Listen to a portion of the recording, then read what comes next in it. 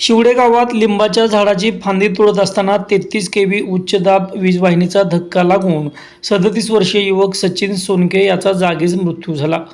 ही घटना बुधवार दिनांक 14 जानेवारी रोजी दुपारी 1:30 वाजण्याच्या सुमारास घडली होती।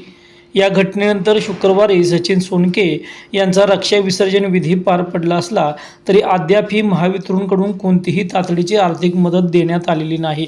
त्यामुळे परिसरात तीव्र संतापाचे वातावरण निर्माण झाले आहे। सचिन सोनके हे मोलमजुरी करून आपल्या कुटुंबाचा उदरनिर्वाह करत होते। या दुर्दैवी घटनेमुळे त्यांच्या कुटुंबावर दुःखाचा डोंगर कोसळला आहे। त्यांच्या पश्चात पत्नी, एक मुलगा, एक मुलगी, आई आणि 2 भाऊ असा मोठा परिवार आहे। या कुटुंबाला तातडीची आर्थिक मदत मिळावी यासाठी ॲडव्होकेट महादेव साळुंखे यांनी मदतीचे आवाहन केले होते।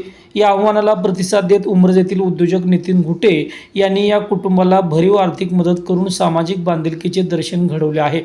मात्र अशा गंभीर घटनेनंतरही महावितरणकडून कोणतीही मदत न मिळाल्याने नागरिकांमध्ये तीव्र नाराजी व्यक्त केली जात असून संबंधित यंत्रणेने तातडीने मदत जाहीर करावी अशी जोरदार मागणी होत आहे।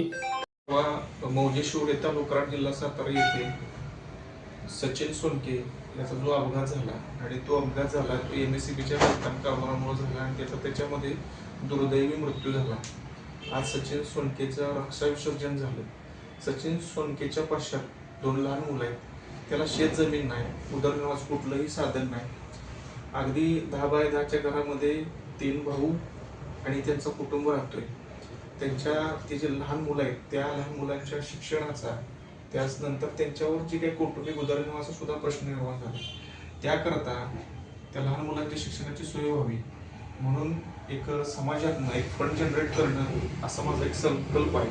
आणि त्या निमित्तानं मी आव्हान करतो की समाजातील जे होतकरू आहेत, जे आपापल्या पद्धतीनं मदत करू इच्छितात, त्यांनी माझ्याशी संपर्क साधावा। आणि त्याच पद्धतीनं आज मी शिकोन पेट्रोलियमचे सर्वेसर्वा या भागातील नामांकित व्यक्ती आणि जे समाजामध्ये सातत्यानं पुढे राहून मदतीचा हात देतात ते नितीन घुटे साहेबांशी वेळ घ्यायला आहे।